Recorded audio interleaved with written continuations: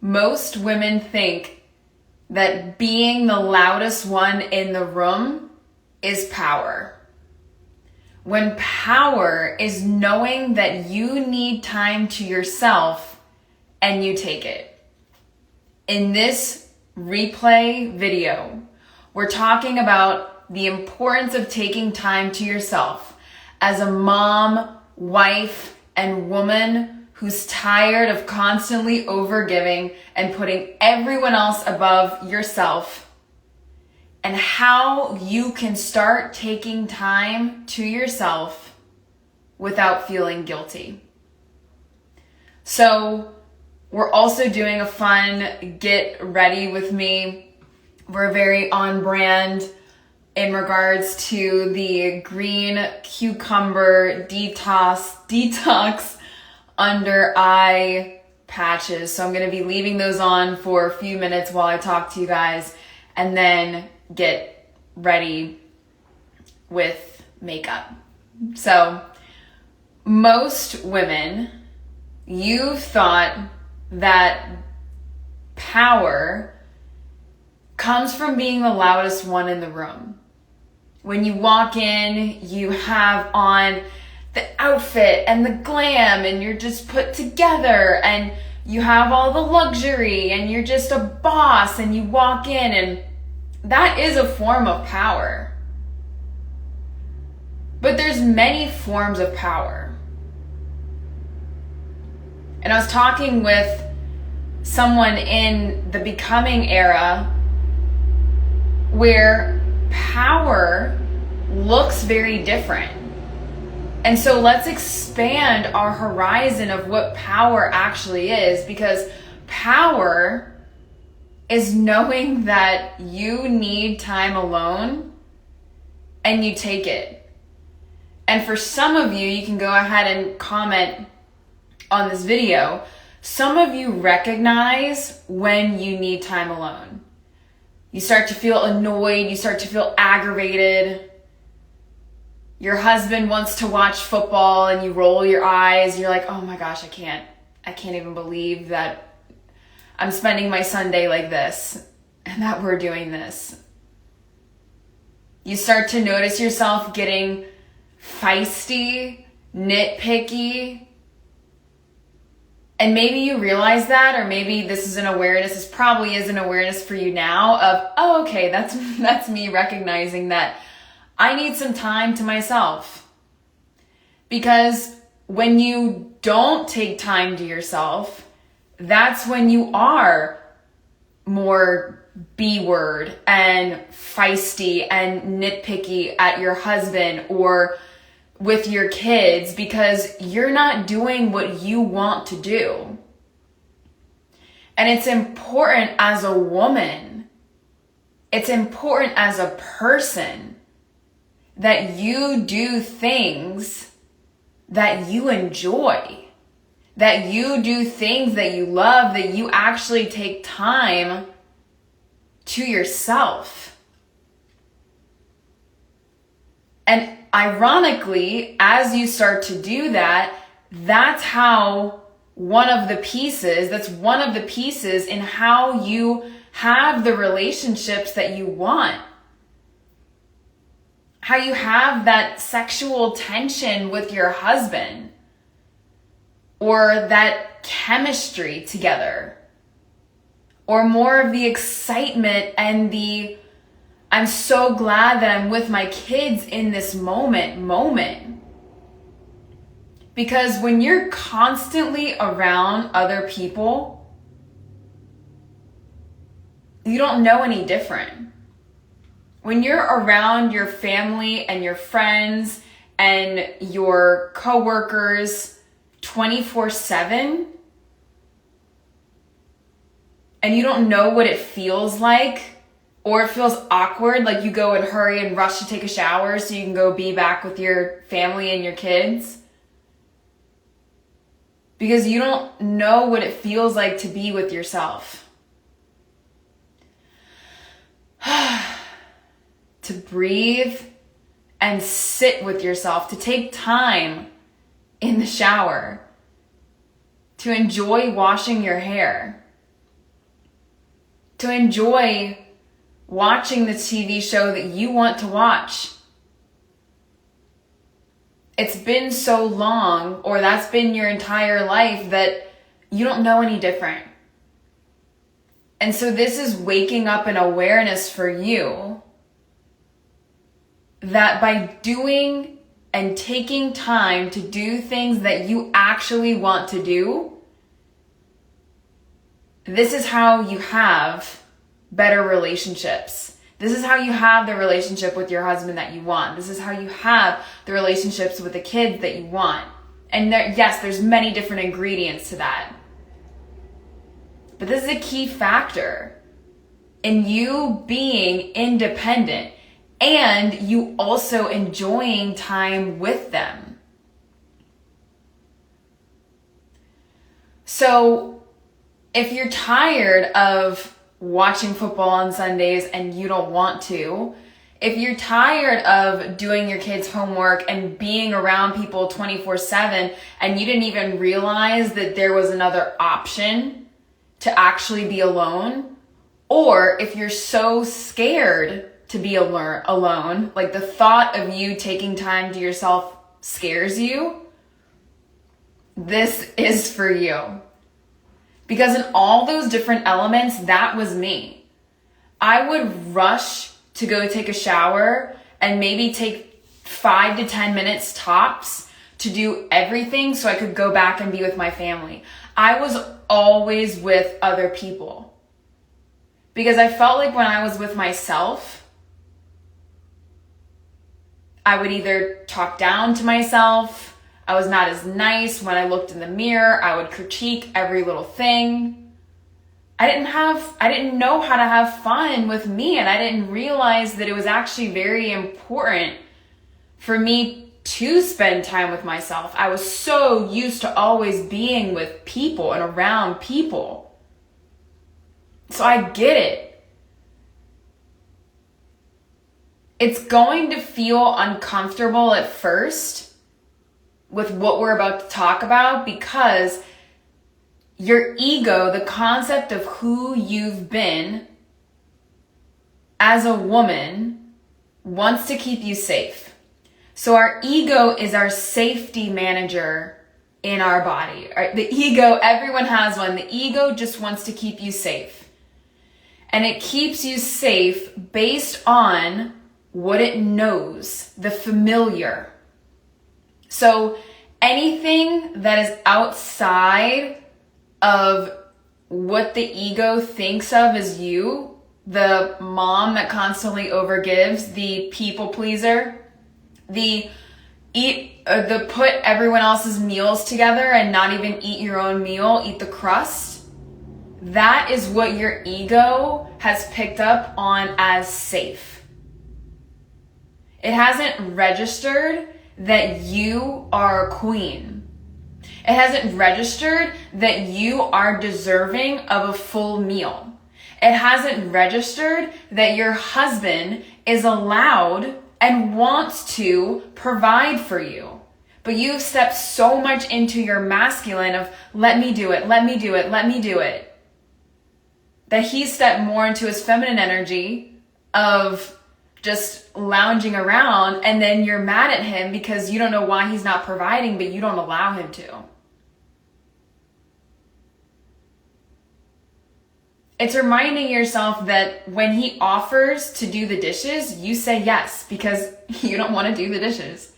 And you don't have to do everything. Not everything has to be perfect, and you don't have to have control over everything. That when he offers to take the kids to go to the grocery or to go run errands, that instead of sitting there and doing nothing or doing the laundry, you actually take time to do something that you want to do. You go sit outside and you sit in the sun, as uncomfortable as that's going to feel at first, because it's going to feel uncomfortable, because again, your ego, your concept of yourself does not see these activities of you taking time to yourself yet as safe. But this is what's so powerful and so beautiful about our minds and our bodies that God has provided for us, because we have the ability to change that. This is what's so powerful about repetition. All of these things, it's so important for you to practice repetition, because the more you practice taking time to yourself, at first, your ego is going to flag it as this is not safe, and it's going to freak out and it's not going to like it. But the more that you give yourself love, the more that you put your hand in your heart and tell yourself, this is safe for me to experience. Even if it's awkward and messy, because it's going to be awkward and messy at first. It's not going to be perfect. As you put your hand on your heart and you say, this is safe for me to experience this alone time, your ego, your concept of yourself starts to pick up on, oh, I have not died. This is safe for me to do. Taking time to myself, because your husband does, your kids do when they play. Taking time to myself is safe. So that's what we're literally quite doing in the becoming era. Teaching you that the woman you want to be, that taking time to yourself, that living the life that you want to live is actually safe. Because for some of you, logically, you know you want something different. You know you don't want to just live a mediocre life and just watch football on Sundays when you don't want to do that.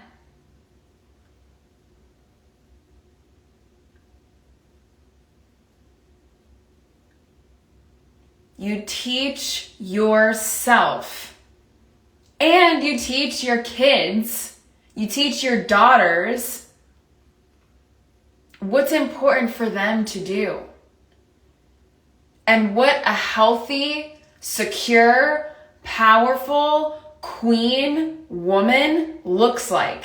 And I'm saying this from someone who's not always felt this confidence and love and power within myself. I say this from a woman who, again, spent years constantly wanting to be around other people and constantly overgiving to people and constantly pleasing people, not realizing that I had my own needs and that my needs are powerful and important and that it's beautiful for people to come to me. You don't always have to please everyone. So I get it.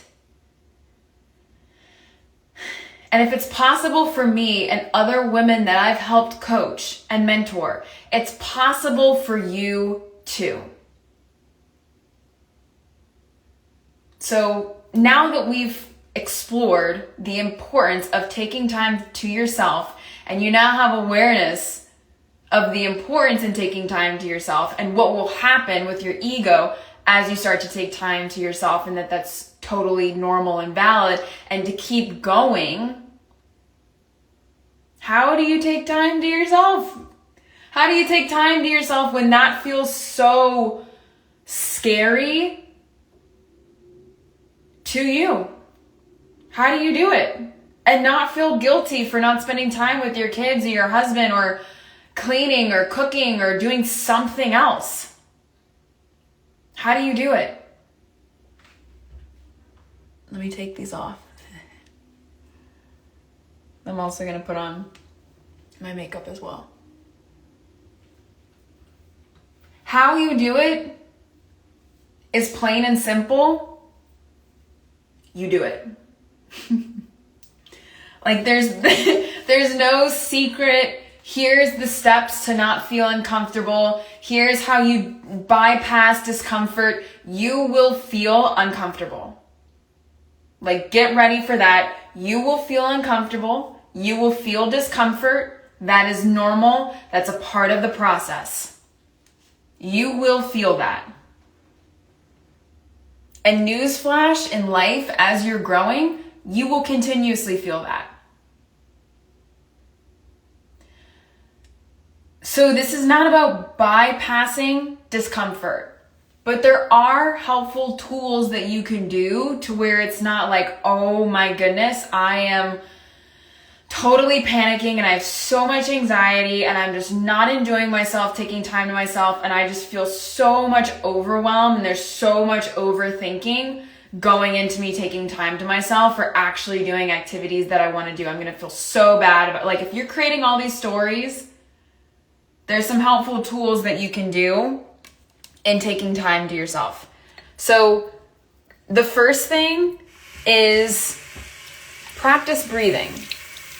Practice breathing. And even just do that with me now. In through the nose. And out through the mouth. Because as you practice breathing, you activate what's called your parasympathetic nervous system. Your parasympathetic nervous system is responsible and activates rest and digest. So basically that's how you feel more ease and peace, by simply breathing. So before you're going to take alone time to yourself, breathe. Breathe. Breathe. Another helpful tool is, again, put your hands on your heart or a hand on your heart and talk to yourself. Think about yourself. Think about your ego. That's what I like to do. Think about your ego or the little girl inside you and tell them, this is safe for me to experience, and breathe. This is safe for me to experience. And don't just repeat it once. Repeat it as many times as you need to. Repeat it as many times as you want to. This is safe for me to experience.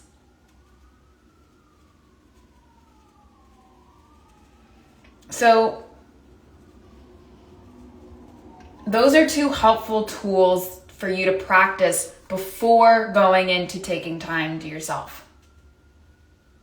For a lot of you, you're going to feel like you don't need to take time to yourself. Or you're like, well, Mallory, how do I know? Because again, I've always been around people and I'm so used to being around people that I don't feel like I need to take time to myself. Again, how you take time for yourself and you don't feel as guilty for it is schedule it in your calendar. Get everything done that you absolutely want to get done. Okay? And this is not coming from a place of then making excuses for, like, you have it on your calendar, for example, and then you're like, oh, but I could do the laundry right now, so I'm just gonna do the laundry. Ooh. Like, this is not that. This is still being responsible, still going to pick up the kids, still cooking dinner, still running your business, still leading, still going to work, like all the things that you are responsible for doing. This is still doing that. It's not bypassing responsibility, but it's scheduling in time in your calendar, especially for the women that are perfectionists and or feel like they are. Put it in your calendar, and when it comes up for you to do, and I recommend doing it this week, when it comes up for you to do it. You do all of the other things in your calendar. You do the laundry, you fold the towels, you make sure everyone else's meals are ready to go and prepped. This is important for you to do. The world is, and you will see this as you do it, because before you do it, there's going to be all these stories that come up. What if my husband can't cook dinner? What if the house burns down? What if my kids need me? What if there's an emergency? Like, there's going to be all these things that come up. And just remind yourself, this is safe for me to experience. Because the devil and your ego does not want you out of your comfort zone. It wants to keep you stuck in what's the familiar. And because you've experienced constantly being around other people, constantly giving to people, that is what your body has equivalated safety with.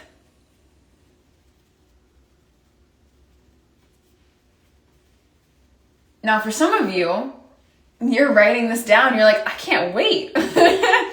I already know what I'm going to do. I already know, like, I just have it all. Like, I just know, right? And that's beautiful as well. Allow yourself this excitement because for some of you, again, there's going to be that excitement. For others, it's going to feel like, I don't feel like I need to take time to myself. And again, if you don't take time to yourself, this is how the constant arguments and nitpicking and just mediocrity that you're feeling in your life will continue. So how you do it is breathe.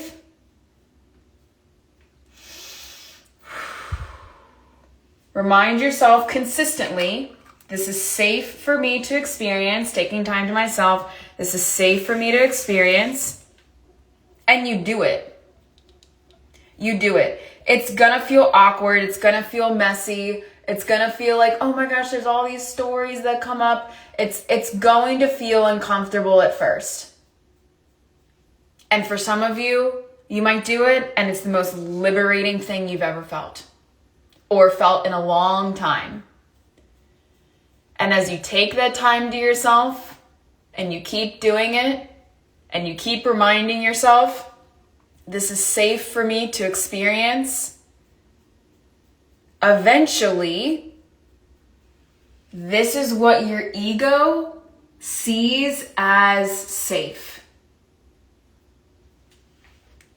Your brain wants to help you survive. You need to also show it that you're built for success, that you're built for the life that you want to live. And as you start taking time to yourself by,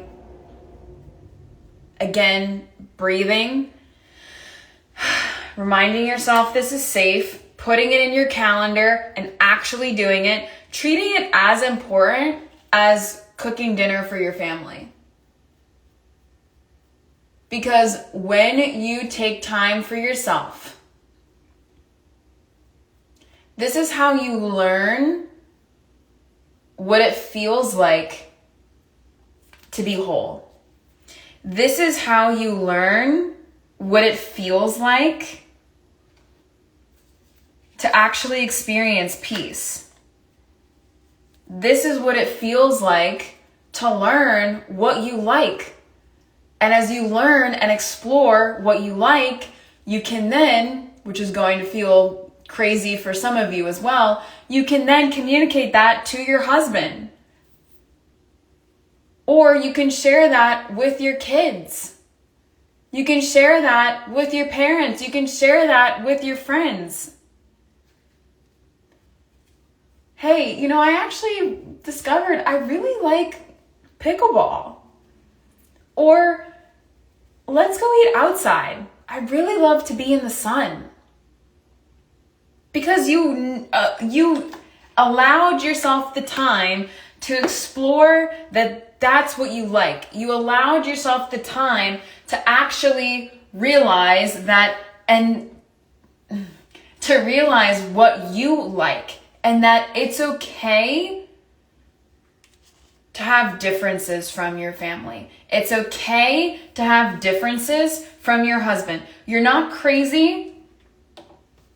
You're not odd. You're not an alien. It's not unhealthy for you to like different things.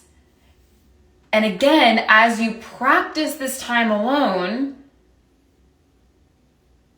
this is what brings your family unit and you living the life that you actually want to live even more in full circle. This is a key part in how you have the relationships that you want, because you take the time to yourself and you realize what you like, and you give yourself permission to explore and to journey and to see. And then you communicate that with your family, with your husband, with your kids, with your friends, what you learned or what you did today. You love hearing what your kids did at school. They're going to love hearing what their mom did. Your husband's going to love it too. Because when you actually take time alone and you take time to yourself, that's how you feel power.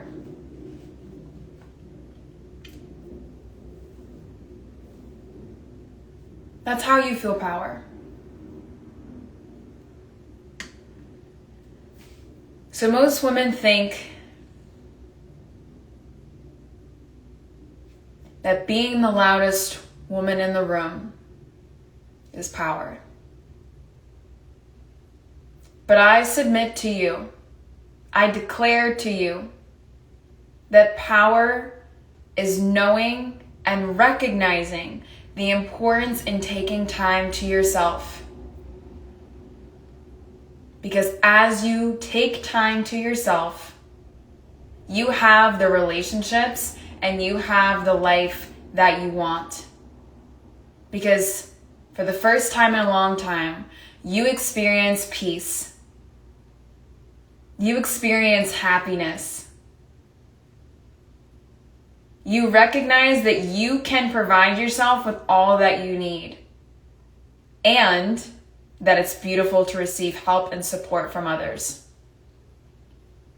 You recognize that taking time to yourself is not going to have the full world fall apart.